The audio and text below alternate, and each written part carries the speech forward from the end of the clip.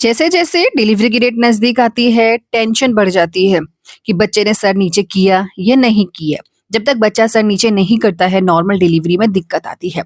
बच्चे का सर नीचे की ओर एंगेज होना बहुत ज्यादा जरूरी होता है नॉर्मल डिलीवरी के लिए।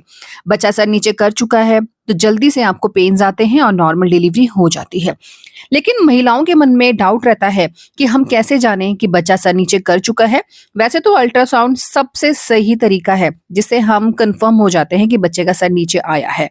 लेकिन आप अपनी बॉडी में आने वाले चेंजेस से भी कंफर्म हो सकते हैं कि बच्चे का सर का लोकेशन क्या है। तो इस टॉपिक को हम कवर करने वाले हैं। वीडियो में एंड तक जरूर बने रहिएगा। कौन सा महीना है आपका, हमें कमेंट बॉक्स में बताना बिल्कुल ना भूलिएगा। तो फ्रेंड्स, जैसे ही बच्चा सर नीचे करेगा, आप समझ जाइए कि नॉर्मल डिलीवरी के चांस आपके ज्यादा हैं। ब्रीच बेबी में नॉर्मल डिलीवरी में कॉम्प्लिकेशन आते हैं। तो बच्चा सर नीचे करेगा तो सबसे पहले आपका पेट का शेप चेंज हो जाएगा।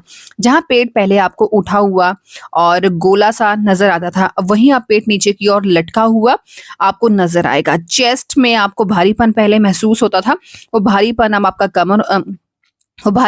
आपका कम हो जाएगा। और ब्रीद यानी कि सांस लेने में आपको बहुत ज्यादा कंफर्टेबल फील होगा। लंग्स में आपको प्रेशर नहीं आएगा। बच्चे की मूवमेंट अब आपको कम हो जाएगी लेकिन जोरदार होगी। नाभि के आसपास आप महसूस करेंगे। जहां महिलाएं पहले चलने फिरने में नॉर्मल महसूस करती थी, वहीं आपको डिस्कम्फर्ट फील होना शुरू हो जाएगा। पेल्विक रीजन में बच्चे का सर नीचे की ओर फिक्स होने के कारण आपको चलने में अनकंफर्टेबल फील होगा। आपको महसूस होगा आपके योनि मार्ग में कि कुछ फंसा हुआ है। फ्रिक्वेंटली यूरिनेशन की दिक्कत अब आपकी बहुत ज्यादा बढ़ जाएगी।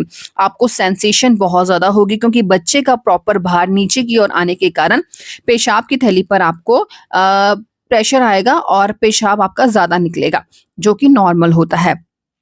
आपको इस दौरान जब बच्चे का सर नीचे की ओर एंगेज होना शुरू हो जाएगा तो आपको हल्के हल्के पेन्स उठने लगेंगे, जिसे कि नकली यानी कि फॉल्स लेबर कॉन्ट्रैक्शन कहा जाता है। ये फॉल्स लेबर कॉन्ट्रैक्शन कुछ सेकंड्स के लिए आते हैं, फिर अपने आप ही आप चलेंगी फिरेंगी रेस्ट करेंगी बंद हो जाते हैं, जिन्हें आपको समझना जरूरी है। हमने काफी वीडियोस बनाई हुई हैं, आप जाकर देख सकते हैं। वहीं वजाइनल डिस्चार्ज अब आपका ज्यादा होने लगेगा। ये पिंक कलर का हो सकता है, ट्रांसपेरेंट हो सकता है, बलगम की तरह नजर आ सकता है। बहुत ज्यादा डिस्चार्ज आए, ब्लड आए तो आपको डॉक्टर से मिलना है। यूट्रस में और योनि में आप दबाव महसूस करेंगी, जो कि नॉर्मल होता है, बच्चे की प्रेशर के कारण होता है। आप थकान महसूस कर सकती हैं, आपकी सांस ज्यादा फूल सकती है। आप कोई भी काम ज्यादा देर तक खड़े रहकर करेंगे तो निचले हिस्से में आपको बहुत ज्यादा दर्द होगा, पेट के निचले हिस्से में, कमर के निचले हिस्से में, जो कि नॉर्मल होता है। इस दौरान आपको महसूस होगा ही होगा। जैसे जैसे बच्चा प्रॉपर तरीके से सर नीचे की ओर फिक्स करेगा, रीढ़ की हड्डी में आपको दबाव महसूस होगा, जो कि नॉर्मल होता है। तो ये सारे सिम्टम्स आपको इस दौरान नजर आते हैं। काफी महिलाएं लूज मोशन भी महसूस करती हैं। तो आपको अगर ज्यादा लूज मोशन हो तो आप तुरंत हॉस्पिटल जाइए। योनि मार्ग से पानी निकले, बच्चे की मूवमेंट कम हो जाए, पेट ज्यादा कड़क हो, योनि में ज्यादा दबाव महसूस हो, पेशाब करते समय जलन महसूस हो, निचले अंगों में बहुत ज्यादा दर्द हो रहा है, रुक नहीं रहा है। ठीक है, तो ये सारे आपको डेंजर साइन माने जाते हैं जिन्हें आपको डॉक्टर से डिस्कस जरूर करना है। अब करना क्या है इस दौरान?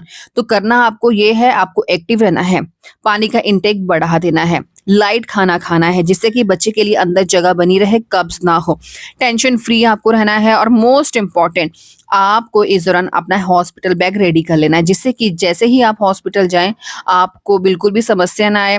अपनी फाइलिंग, अपने इंश्योरेंस के कागज सारे आपको एक जगह रख लेने हैं। ये सारी बातें आपको ध्यान रखनी है। तो कौन सा महीना है आपका, हमें कमेंट बॉक्स में बताना बिल्कुल ना भूलिएगा।